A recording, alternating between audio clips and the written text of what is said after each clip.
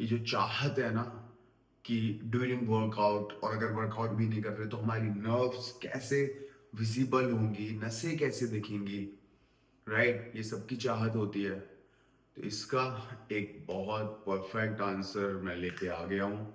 देखो यार, जैसे कि मैं बात करता हूँ, एब्डोमिनल मसल्स सबके पास होती हैं, तो ऑब्वियसली नसें भी सबके पास होती हैं। अब नसें कोई इंसान स्केच पेन लेके बनाता तो है नहीं अपने हाथों पे या अपने चेस्ट पे, right?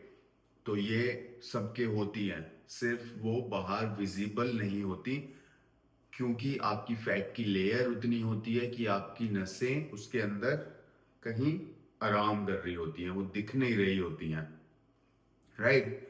When you command on your nutrition, उसके बाद आपकी नसें विजिबल होना शुरू होती हैं। अब यार देखो, जो कॉन्सेप्ट है ना, जो लोग बोलते हैं कि यार एक नाइट्रिक ऑक्साइड करके आता है, नाइट्रिक्स करके एक सप्लीमेंट आता है, जो क्या करता है बॉडी में जाके, when we take that supplement, तो वो हमारी ब्लड वेसल्स को मोटा कर देता है, थिक कर देता है, जिससे ब्लड फ्लो बहुत तेजी से होता है, ठीक है? और ड्यूरिंग वर्कआउट हमारी नसें बहुत बेहतरीन दिखती हैं, जिसको हम वैस्कुलरिटी बोलते हैं, राइट? तो हम वैस्कुलर दिखते हैं। अब ऐसा नहीं है कि कोई भी नाइट्रिक्स, और वैसे नाइट्रिक्स के जो कैप्सूल्स है ना, वो सप्लीमेंट्स में ही आते हैं, वो स्टेरॉइड्स में नहीं आते। नाइट्रिक्स के कैप्सूल आजकल मिलना डिमांड में तो है, लेकिन आजकल मिल नहीं रहे हैं, और उसकी जगह पे आर्जिनाइन यूज करते हैं लोग। तो आर्जिनाइन इज द थिंग जो बॉडी में जाके नाइट्रिक्स ही बनता है। नाइट्रिक्स क्या होता है, जब नाइट्रिक्स खाते हैं तो हम डायरेक्ट फॉर्म खा रहे हैं, और आर्जिनाइन क्या कर रहा है, वो बॉडी में जा रहा है और बन वो नाइट्रिक्स ही रहा है, ठीक है? लेकिन जो लोग ये समझते हैं कि मैं नाइट्रिक या फिर आर्जिनाइन लूंगा और मेरी नसें दिखने लग जाएंगी, ब्रो ऐसा नहीं है। उसके लिए आपका body fat percentage single digit में आना चाहिए, ठीक है? उसके बाद आप वो सप्लीमेंट लेंगे तो आपको जिम में दिखेगा, ठीक है? असर दिखना शुरू होगा। तो वो वैस्कुलरिटी जब दिखेगी आपको उन टैबलेट्स के द्वारा, जब आपका body fat percentage single digit में होगा, राइट? अब जिसका 12, 15, 20% है, वो आर्जिनाइन की टैबलेट खा रहे हैं, तो उसका कोई मतलब थोड़ी है, ठीक है? पहले आप अपना न्यूट्रिशन ठीक कर लो, वर्कआउट कर लो, उसके बाद इन चीजों पे शिफ्ट हो, ताकि आपको जो 5-6% का फायदा है सप्लीमेंट से, वो आप ले सको। देखो कितनी कॉमन सी रोड है।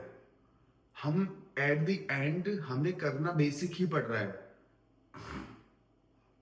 हमें प्री वर्कआउट मील लेनी पड़ रही है, हमें प्री वर्कआउट में बेहतरीन कार्बोहाइड्रेट्स और प्रोटीन रिच मील लेनी पड़ रही है, ठीक है? वर्कआउट हिट करना पड़ रहा है, राइट? कैफीन और आर्जिनाइन प्री वर्कआउट ड्रिंक में लेनी हो रही है, नींद लेनी हो रही है।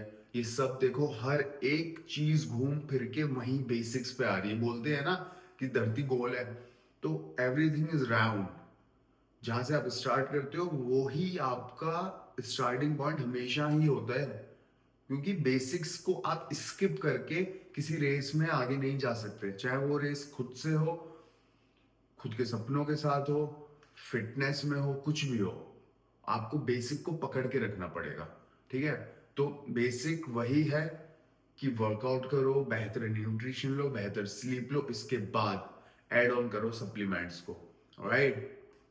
तो vascularity is not any magic, but yes, the result of your discipline and your consistency, which you are doing from last so many years till now. Hope ये वीडियो आपको इंफॉर्मेटिव लगा होगा। वैस्कुलरिटी के चक्कर में कुछ ऐसा वैसी चीज मत ले लेना भाई, ठीक है? So take care of yourself and of family, say no to drugs. मिलते हैं अगली वीडियो में कल। Over and